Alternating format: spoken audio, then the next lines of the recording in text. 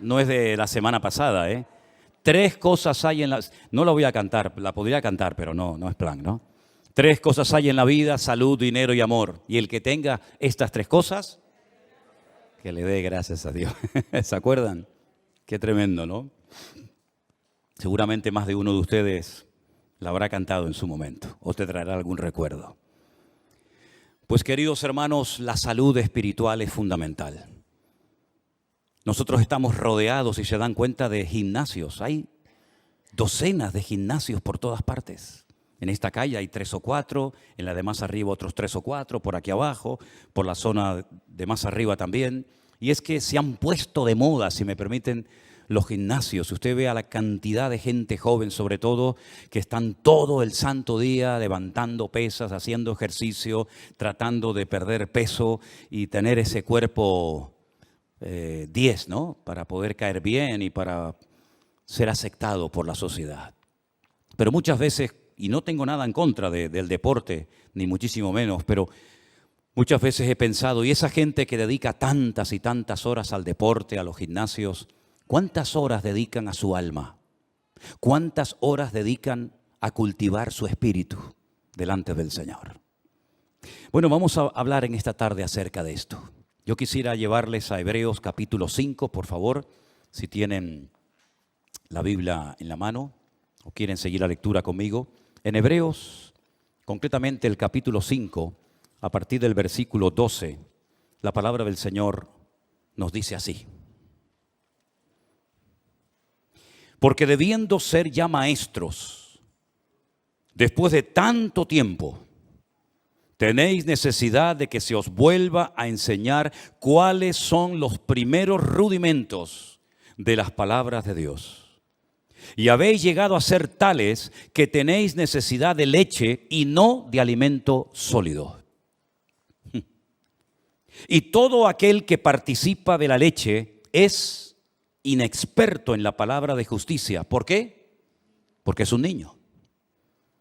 El alimento sólido es para los que han alcanzado madurez, para los que por el uso tienen los sentidos ejercitados en el discernimiento del bien y del mal. Como he dicho en otras ocasiones, estos hebreos, estos judíos que van a recibir esta carta por parte de quien la haya escrito, ya eran segunda o tercera generación, eran hijos de creyentes. Eran personas que ya se suponía que tenían que estar a un cierto nivel, a una cierta estatura espiritualmente hablando. Sin embargo, algo había ocurrido en ellos que se habían quedado como los bonsáis, enanitos, pequeños, ¿verdad? Qué bonitos los bonsáis, ¿verdad? Arbolitos en miniatura, pero realmente a la hora de la cuestión práctica sirven o prácticamente de nada. El raquitismo, la falta de madurez, la falta de desarrollo como cristianos es una enfermedad que ha afectado a la iglesia a lo largo de estos últimos 2000 años. Esta carta se escribió hace 2000 años, no se escribió la semana pasada para una iglesia del tiempo actual. Vemos que la falta de crecimiento, el negarse a crecer, el negarse a desarrollarse como cristianos, ya digo, es una enfermedad que siempre, de alguna manera u otra, ha afectado a la iglesia a lo largo de los tiempos. ¿De qué depende realmente el crecimiento, la madurez de una persona? Bueno, vamos a ver, si hablamos físicamente y usted quiere tener una buena musculatura y estar en plena forma, pues tendrá que cuidarse su alimentación, tendrá que hacer algo de deporte, tendrá que abstenerse de ciertas y determinadas cosas que a lo mejor son muy ricas, pero que le van a perjudicar la salud. Si usted quisiera tener un nivel de cultura general amplio, pues tendrá que leer buenos libros, ¿verdad?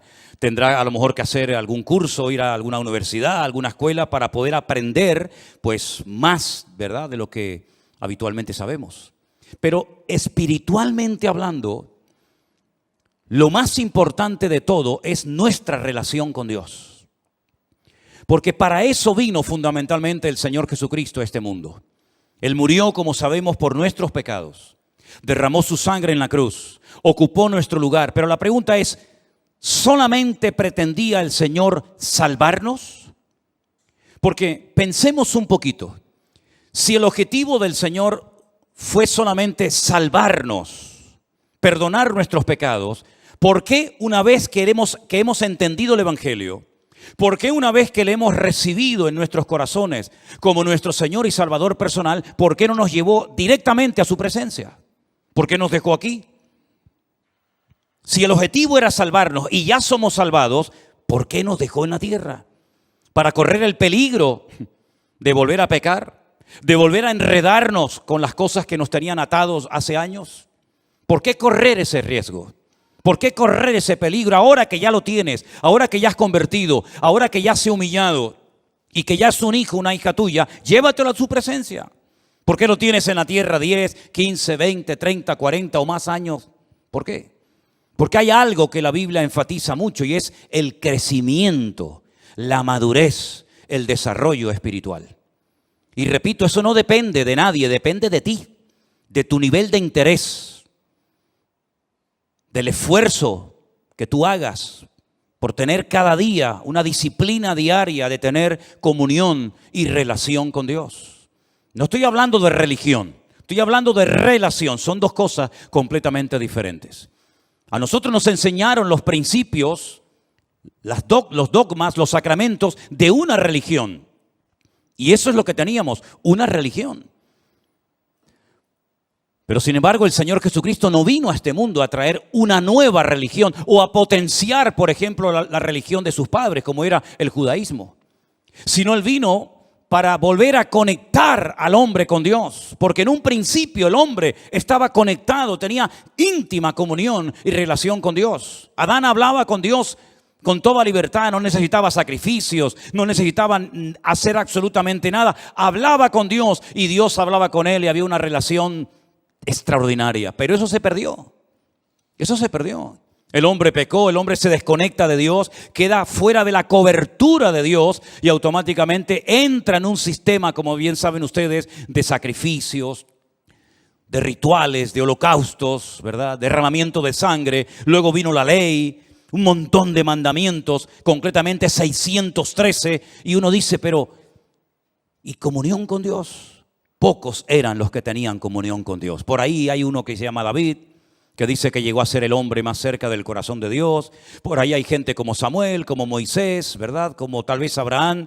Pero a nivel nacional, esa relación, esa comunión, esa amistad que existía del hombre con Dios, se perdió completamente.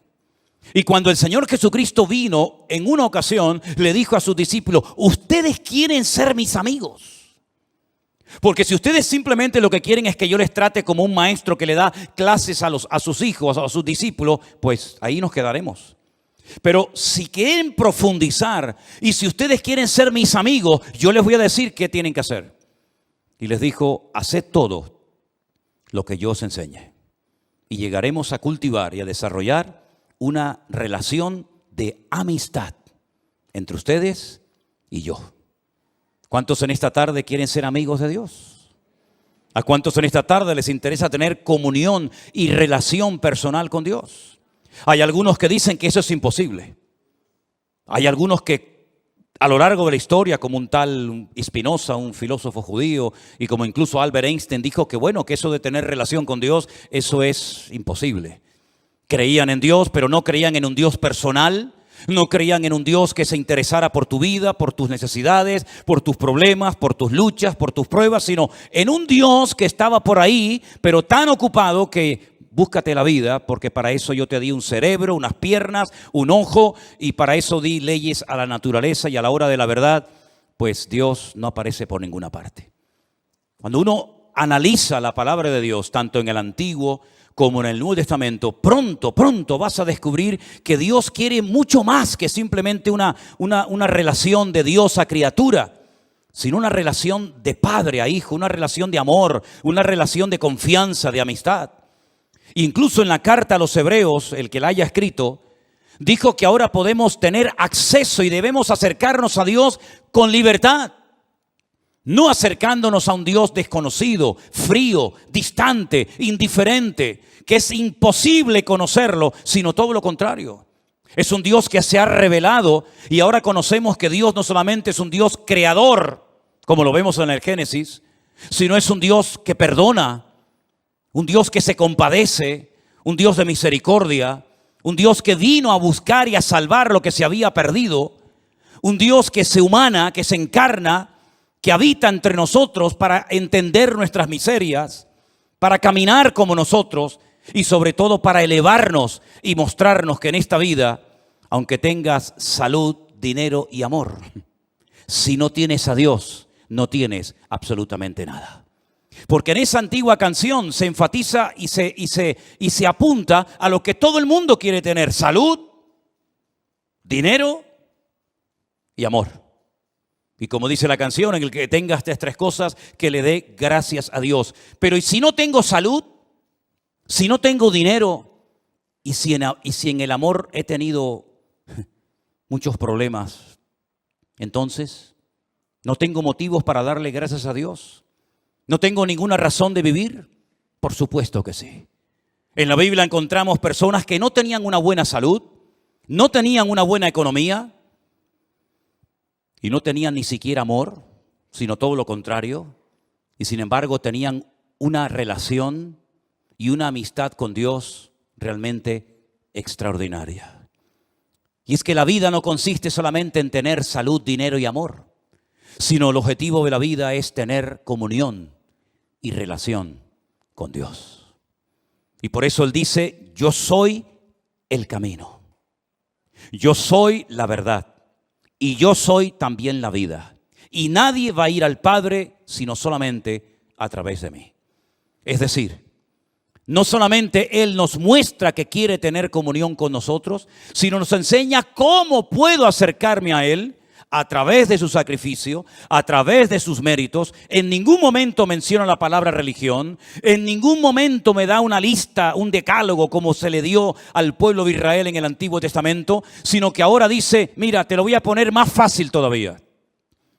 Así como el pueblo de Israel se esforzaba y se esforzaba tratando de agradar a Dios y nunca lo consiguió, porque a lo mejor eran demasiados mandamientos, yo voy a resumir todo eso en dos solamente.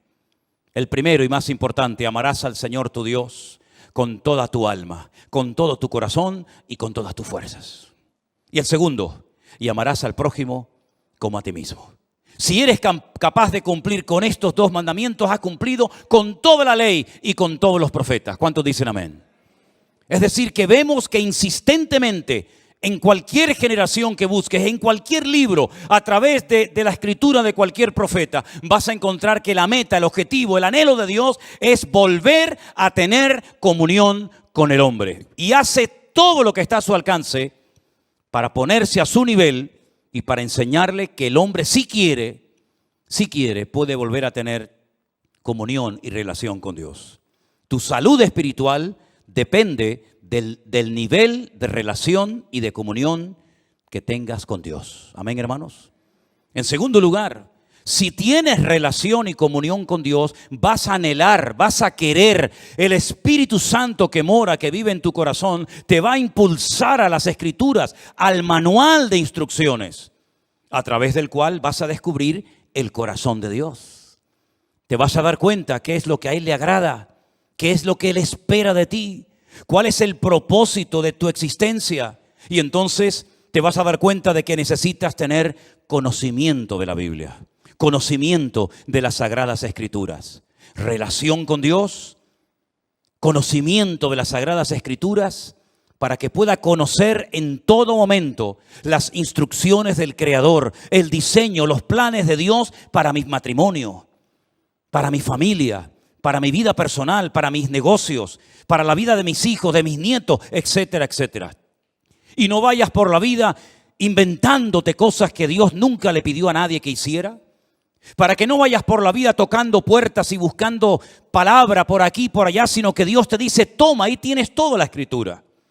Y como dijo Pablo a Timoteo, ocúpate en la lectura. Dedica tiempo a conocer las Sagradas Escrituras, porque ellas pueden producir en ti sabiduría de Dios y pueden hacerte un hombre de Dios, de lo cual no tendrás nada que avergonzarte en esta vida. Y por si hay alguna duda, bueno, ¿qué parte leo? ¿Será esta más inspirada, esta menos inspirada? Le dice a Timoteo y por consiguiente a todos nosotros: toda la Escritura es inspirada por Dios, toda. Desde el Génesis 1:1 hasta el amén de Apocalipsis, cada texto, cada parábola, cada historia, cada profecía, todo ha sido inspirado por el Espíritu Santo para que tengas una base sobre la cual edificar tu fe y poder desarrollar una íntima y maravillosa comunión con nuestro Creador. ¿Cuántos dicen amén? Y entonces, cuando tengas una óptima relación con Dios y un nivel de conocimiento de las Escrituras, va a venir solo algo que es imprescindible hoy en día para poder vivir una vida cristiana victoriosa. ¿Saben lo que es? Lo que hemos leído en esta noche.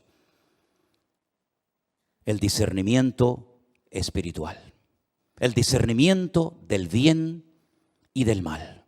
Lo que te va a permitir tener como una especie de alarma, una especie digamos, de alarma espiritual, de sensibilidad espiritual, diciendo, eso no es de Dios. Aunque suene muy bonito, aunque a la gente le haga mucha gracia, eso no ha nacido, no viene del corazón del Señor. ¿Por qué? Porque yo conozco a mi Dios. Y yo sé que eso al Señor, a mi Padre, a mi amigo, no le agrada. Estos creyentes a los cuales se les escribe esta carta, se les llama niños. Se les llama inmaduros. Se les dice en otra porción, no he podido profundizar para enseñarles cosas más profundas porque me resulta muy difícil buscar términos que ustedes puedan entender. Y no es que sean cosas muy profundas y difíciles de entender, sino como dice aquí, os habéis hecho tardos para oír. Porque no es lo mismo explicarle a un niño una cosa que explicarle a un hombre de 20, 30 o 40 años lo mismo. Tienes que cambiar el lenguaje, tienes que hablar en una terminología, en una forma diferente. ¿Por qué? Porque es un niño y no te va a entender. Y eso es lo que está diciendo el autor de la carta a los Hebreos. No les puedo explicar cosas profundas porque no habéis crecido, os habéis quedado estancados. Estáis en los primeros rudimentos de las palabras de Dios. Todavía estáis con la leche y no con el alimento sólido. Y por eso ustedes no han desarrollado, no han ejercitado el discernimiento del bien y del mal. Si ustedes recuerdan el mensaje que di hace unos domingos atrás acerca de la muerte de dos hijos del sacerdote Aarón, dice la Biblia que a partir de ese momento se les dijo a los sacerdotes del Antiguo Testamento que no entraran bajo los efectos del alcohol para que no les pasara lo mismo que les pasó a sus hijos. Pero añade a continuación, y para que en todo momento seáis capaces de discernir entre el bien y el mal, entre lo que es inmundo de lo que es puro o limpio. En otras palabras, ser cristiano no significa perder la razón, sino todo lo contrario, es recuperar la razón, el sentido, el equilibrio de las cosas. El apóstol Pablo, cuando le escribe a los romanos en una de las cartas tal vez más hermosas y profundas de todas las que se encuentran en el Nuevo Testamento, dice que Él es nuestro culto racional. No perdemos el control, no nos disparatamos, no nos volvemos locos cuando nos convertimos a Cristo, sino todo lo contrario, recuperamos la cordura que el mundo y el pecado nos arrebató cuando estábamos fuera de la voluntad de Dios y de sus caminos. El raciocinio, el poder razonar, el poder discernir entre lo que es de Dios, lo que no es de Dios, lo que le agrada, lo que no le agrada, eso viene, dice, con la práctica, con el uso, se desarrollan los sentidos. Y busqué qué quería decir el autor de la carta cuando habla de los sentidos bien ejercitados, y precisamente habla de los sentidos de la vista, del olfato, ¿verdad? Del tacto. Cuando alguien ve algo dice, eso no es de Dios. Todo el mundo lo aplaude, todo el mundo lo admira, todo el mundo le imita, pero eso no es de Dios. Cuando la gente oye una conversación, dice, esta conversación no es de Dios. Porque esto, en vez de traer edificación, lo que aquí estamos es criticando y cuestionando a una persona que ni siquiera está delante para poder defenderse. Esto no es de Dios. La Biblia dice que las malas conversaciones corrompen las buenas costumbres. Entonces te desarrollas, creces, maduras como cristiano de tal manera que puedes discernir con tus propios sentidos naturales lo que agrada a Dios y lo que le desagrada a Él. Pero todo eso viene primero de tu relación con el Señor. Por cierto, ¿cómo está tu relación con Dios? Si es que la tienes, que espero que sí. Dice que tenemos acceso, tenemos entrada al Padre. ¿Tienes relación con Dios? Porque a lo mejor lo que tú tienes es el hábito, la buena costumbre de venir al culto, de escuchar la palabra de Dios por internet o aquí en persona. Y está bien, pero eso no significa de que tú tengas comunión con Dios. Hay gente que vive de los cultos, pero no porque tengan una comunión con Dios. Hay gente que el conocimiento que tiene es por lo que han oído. Claro, te han oído tantos sermones, tantos años, y ahora por aquí y ahora por allá, que tienen un cierto conocimiento, pero la Biblia no saben ni dónde la dejaron, y la perdieron hace 20 años, y aún no la han encontrado. Entonces tú no puedes depender simplemente de un culto 1 o 2 veces a la semana. Tú no puedes depender de que haya un señor llamado pastor que predica la palabra de Dios desde este púlpito, ¿verdad? Y entonces a través de él, pues tú aprendes lo que sabes. Bueno, eso está bien, pero tú tienes que desarrollar tus propios hábitos de lectura diaria, ¿verdad? Y por eso quiero recordarles a los hermanos de la iglesia que yo les he mandado por el WhatsApp de la iglesia el curso de Isaías para que ustedes mismos de una forma autodidacta lo puedan hacer en sus propios hogares, para que no dependan única y exclusivamente de las reuniones, de los cultos, sino que ustedes puedan también acostumbrarse a buscar la Biblia, a orar, a aprenderse textos de memoria, a estudiar la palabra de Dios, porque ya sabemos que las cosas pueden cambiar en cualquier momento. No olvidemos que ahora va a ser 3 años, 2 años y pico, nadie podía congregarse en las iglesias, ni siquiera en esta.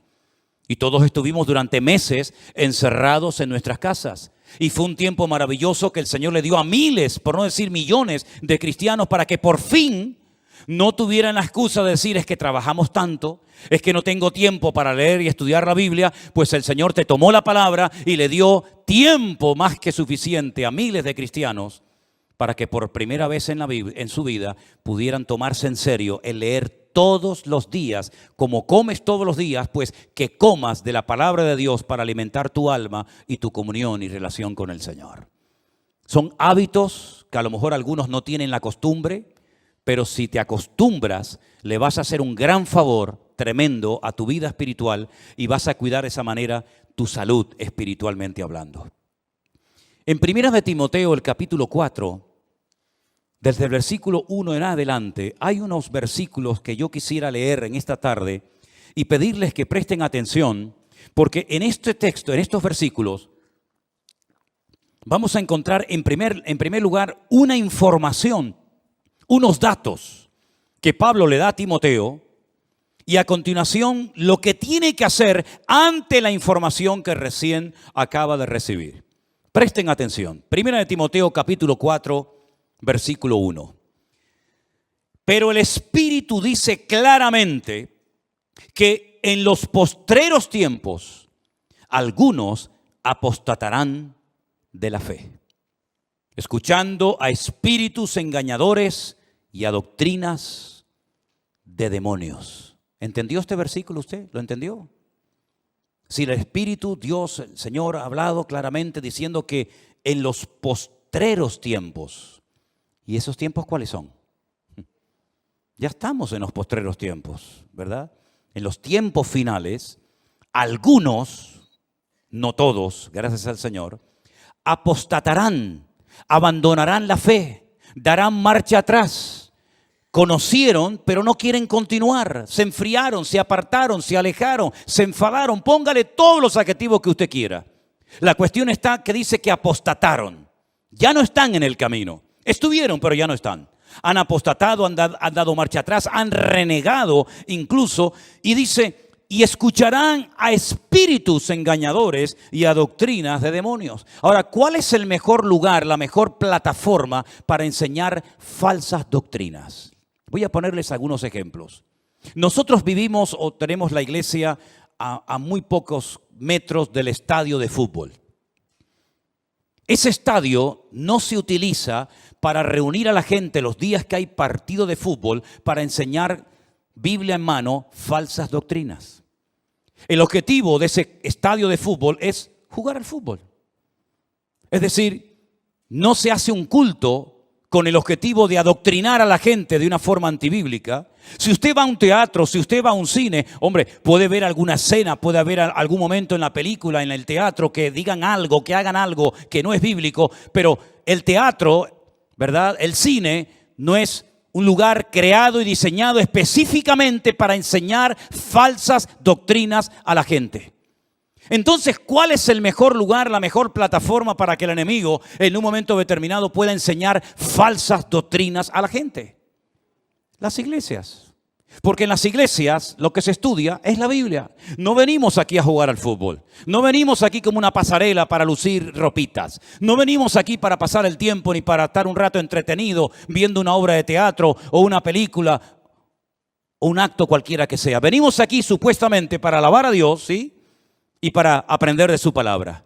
Luego, las iglesias, si no tienen el discernimiento espiritual suficiente, es el lugar idóneo para que las personas que vienen con su corazón abierto y con ganas de aprender y con ganas de conocer de Dios, en un momento determinado puedan ser engañadas, seducidas y manipuladas con falsas doctrinas. ¿A quién es más fácil engañar? ¿Al que tiene un alto conocimiento bíblico o a una persona que es ignorante de las Sagradas Escrituras? ¿Cuál ha sido el gran problema de miles de cristianos en los últimos años? Que ya no leen la Biblia. Ya no leen la Biblia. E incluso esa costumbre con la cual yo me crié, que todo el mundo venía a la iglesia con la Biblia, ya se ha perdido. Pocos son. Miren esta tarde, por ejemplo, a su alrededor y miren cuánta gente viene como algo normal, ¿verdad? Como llevas las llaves del coche o como llevas la documentación. ¿Y la Biblia dónde está? No pasa nada. Nos ponen ahí una pantalla y ahí la leemos. Incluso algunos, bueno, con el teléfono. Vale, venga, de acuerdo, venga, con el teléfono. Pero algunos ni eso. Ya esa costumbre se perdió. ¿Cómo puede usted comprobar si lo que estamos poniendo en la pantalla, si lo que yo estoy compartiendo es bíblico o es antibíblico? ¿Cómo lo puede saber usted? Primero, no dedica tiempo a escudriñar la palabra. No tiene un conocimiento de la Escritura. Viene aquí, oye a un señor que tal vez no conoce de nada o que le une una cierta amistad o familiaridad, ¿verdad? Y entonces usted se fía. Cuidado, cuidado. Nunca mezcle la amistad y el favoritismo y ni siquiera aspectos familiares con el hecho de tener cuidado a la hora de qué me están enseñando, qué me están a mí instruyendo. Qué bueno sería que los padres que acaban de mandar a sus hijos ahora a las clases de la escuela dominical le preguntaran, espero que lo hayan hecho en algún momento, digo yo. Oye, una pregunta, ¿qué le están enseñando a mi hija en la clase esa donde está ahora?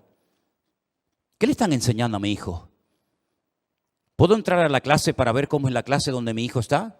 ¿Quién es la persona que le está enseñando Biblia a mi hijo? ¿Es usted? ¿Es usted, hermano o hermana? Informarse, saber en todo momento. ¿Por qué? Porque la Biblia advierte de que en los últimos tiempos vendrían engañadores y se enseñarían falsas doctrinas. Y yo pregunto, ¿tienen noticia o les ha llegado a los oídos de que esto ya es un hecho en el pueblo cristiano hoy en día? ¿O esto es algo que todavía no hemos visto en la cristiandad? Han proliferado por todas partes las falsas doctrinas, las falsas enseñanzas.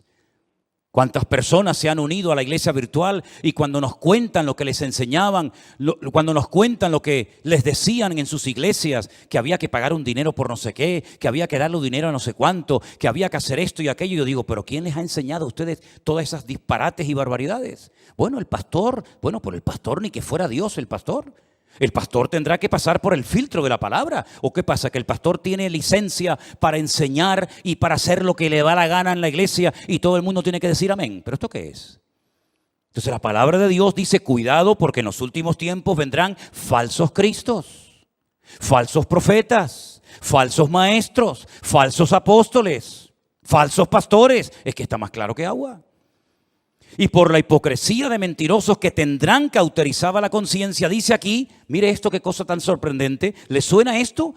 En los últimos tiempos habría religiones, habría grupos religiosos que prohibirían casarse. ¿A mí esto me suena? ¿A usted no? Hola. ¿Estáis ahí o no? A lo mejor se quedan dormidos, yo no me di ni cuenta. Prohibirán casarse. ¿Y a quién se le prohíbe casarse en esta iglesia? A nadie. Si no se casa es porque a lo mejor no está en el grupo de los desesperados o desesperadas y no ha aparecido su príncipe azul, verde o morado o amarillo, pero no porque no le falten las ganas, ¿verdad? Pero es que dice la Biblia que en los últimos tiempos habrán grupos que prohibirán casarse. Como si el matrimonio fuera algo malo. Prohibirán casarse. Mandarán abstenerse de alimentos. ¿De qué alimentos tenemos que abstenernos los cristianos hoy en día? ¿Acaso se enseña en esta iglesia, cuidado, no coma mucha fruta, cuidado, no coma mucha carne? Bueno, por ahí salió hace poco un ministro diciendo que no había que comer tanta carne. Cara más dura. Prohibirán casarse. Sin embargo, dice la Biblia que Dios creó todas esas cosas para que con acción de gracias participaran los creyentes, los que han conocido la verdad. Porque todo lo que Dios creó es bueno y nada de desecharse si se toma con acción de gracias. Entonces hay millones de personas que aceptan que una persona que quiere servir al Señor no se puede casar. Y lo aceptan. ¿Dónde enseñó eso el Señor? Pero no dicen que Pedro fue el primer papa. ¿No dicen por ahí? Y una pregunta, ¿y no le sanó el Señor a Pedro a la suegra? Porque yo veo en los evangelios que un día Cristo entró a la casa de Pedro y la suegra estaba enferma. Y el Señor le sanó a la suegra. No creo que por eso la haya negado, ¿no? Pero si tenía suegra, es porque estaba casado. Pero no era el primer papa. En fin, aquí algo falla, ¿no? Porque por la palabra de Dios y por la oración es santificado. Ante esta información, ante este mensaje de alarma, de advertencia, Pablo le dice ahora a Timoteo, versículo 7, desecha las fábulas profanas y de viejas. Ejercítate para la piedad. Versículo 13, ocúpate en la lectura, la exhortación y la enseñanza. Versículo 14, no descuides el don de Dios que está en ti. Versículo 15, ocúpate de estas cosas, permanece en ellas. Verso 16, ten cuidado de ti mismo y de la doctrina. Y también dice, persiste en ello, pues haciendo esto te salvarás a ti mismo y a los que te oyeren. En otras palabras, hay que hacer algo. Vienen falsas doctrinas, vienen falsas enseñanzas, pero nosotros sabemos por el crecimiento, por la madurez, por el desarrollo espiritual, por la relación con el Señor, sabemos lo que viene de Dios y lo que no viene de Dios. ¿Cuántos dicen amén, hermanos? Pero es su deber. No es mi responsabilidad que usted sepa mucho de la Biblia. ¿De qué sirve que yo quiera que usted crezca y madure si usted se niega a crecer? ¿De qué sirve eso? ¿Se puede obligar a una persona a crecer o a madurar cuando ésta se niega y ha decidido quedarse como está y no esforzarse por crecer espiritualmente hablando? Hermanos, hay gestos, hay cosas que los niños hacen y se les permite, se les tolera. ¿Por qué? Porque son niños. Son niños. No vean ustedes cuando Adriel empieza a soltar gases. Oye, no se corta, no dice, ay, perdón, abuelo. Ay, perdón, abuela, se me escapó. Él no se corta un pelo, él, ala, venga, pierna suelta. ¿Qué le parece? Hay niños que se chupan el dedo. Hay niños que se hacen pis encima. Hay niños que les entra, como decimos por aquí, una perreta de estas que dice, ¿pero qué le pasa? Y venga a llorar, y venga a llorar. Y hay cosas que a los niños se les tolera, se les permite. ¿Saben por qué? Porque son niños y se comportan como niños. Pero ahora usted imagínese ver a nuestro hermano Jair, mientras yo predico, chupándose el dedo. Nuestra hermana Marcela haciéndose sus necesidades encima. Nuestra hermana Cruzita con la chupa en la boca. El otro, y yo digo, ¿pero esto qué es? ¿Esto qué es? Nos daría vergüenza, ¿sí o no? Sí, pero hermana, ¿qué está haciendo? Hermano, córtese un poco, que le están oyendo, que le están viendo toda la iglesia. Porque ya no son tolerables, ya no se ve bien. Cosas que hacen los niños, ya en los adultos no se pueden hacer, hermanos. Pero es que espiritualmente pasa lo mismo. Cuando una persona empieza, cuando una persona no tiene conocimiento bíblico, cuando una persona está dando los primeros pasos, a veces cuenta cosas, a veces comparte cosas en el Facebook, a veces pone cada fotografía, a veces hace cada comentario que tú dices, es que es normal, es que es lógico. Es lógico porque, claro, si lleva 4 días en los caminos del Señor, es normal que todavía haga cosas que... Pero cuando yo era niño, dice Pablo, hablaba como un niño, pensaba como un niño, me comportaba como un niño. Mas cuando ya fui hombre, dejé lo que era de niño. Es decir, los niños se enfadan por cualquier cosa. ¿Se dan cuenta de eso? Se enfadan y a los 10 minutos otra vez son amigos. Y a veces los padres son tan tontos que se ponen peleados entre los padres y después los hijos en 5 minutos ya son amigos otra vez. Y los padres se distanciaron el resto de su vida. ¿Qué te parece? Hermanos queridos, es tiempo de dejarnos de chupar el dedo.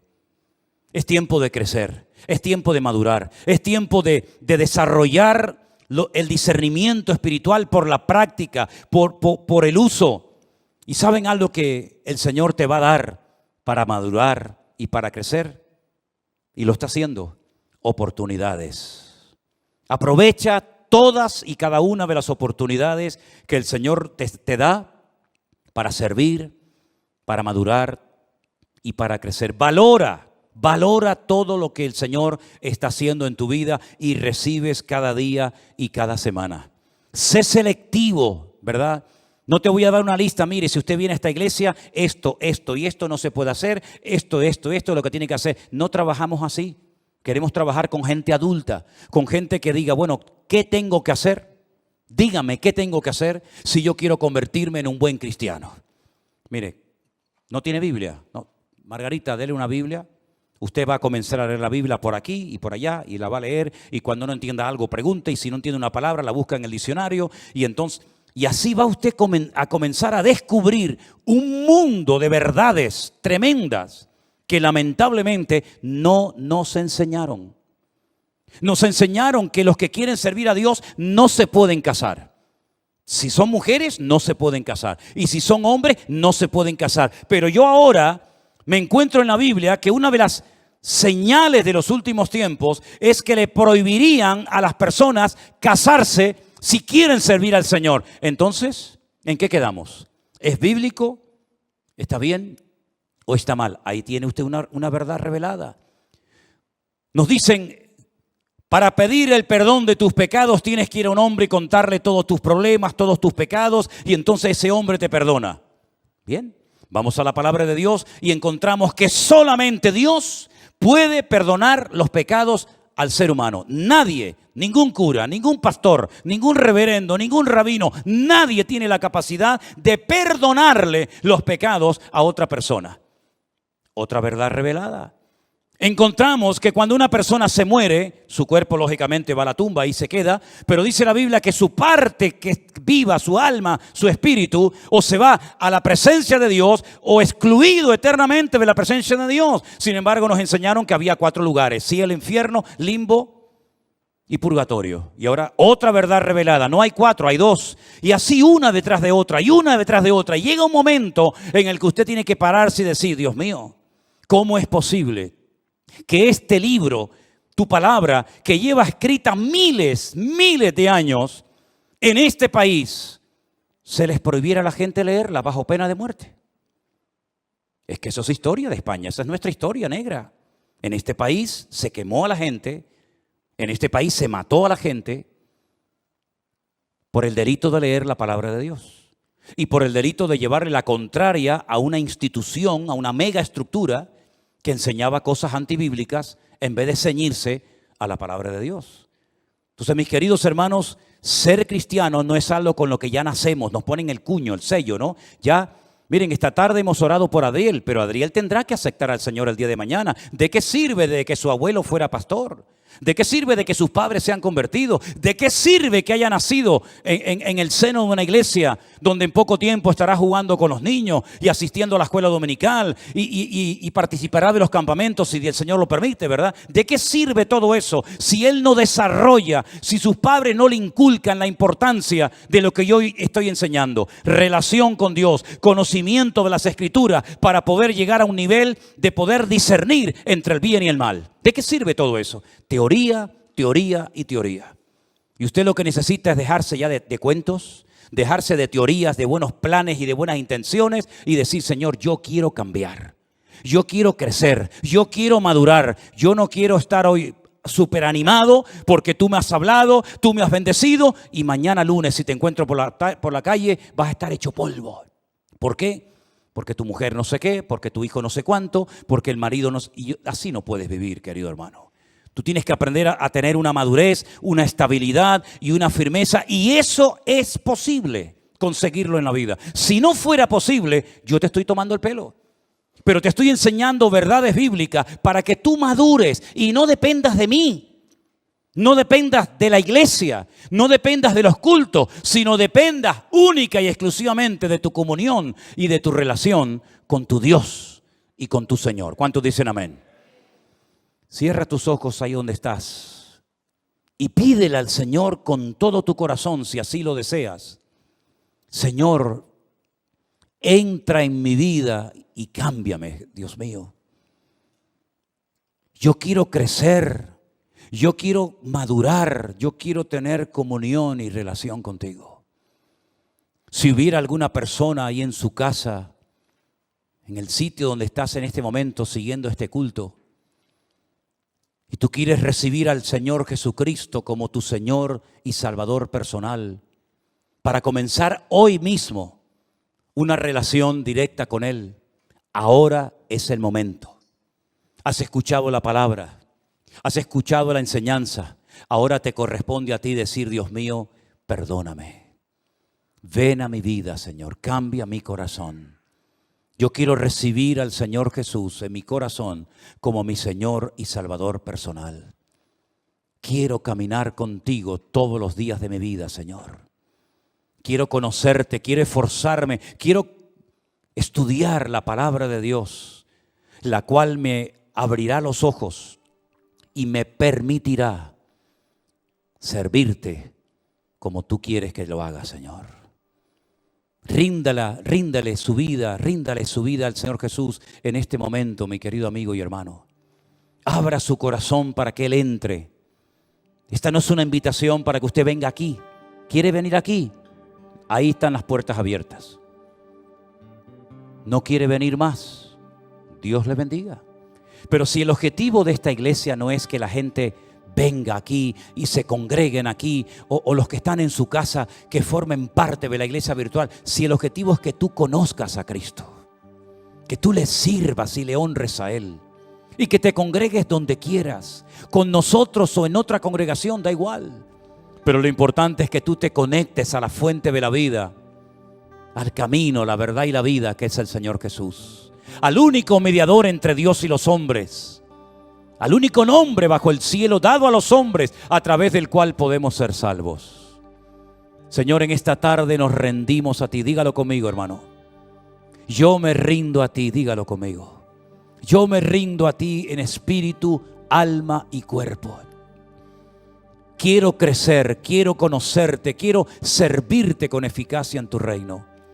Y te pido que trabajes en mi vida para que yo, Señor, sea un buen hijo de Dios, una buena hija de Dios, honrándote y sirviéndote con todo lo que haga a lo largo de mi vida. Gracias, Señor, por tu amor, por tu misericordia, por tu paciencia y por todo lo que tú me darás a partir de hoy, en el nombre de Jesús. Amén. Hermanos.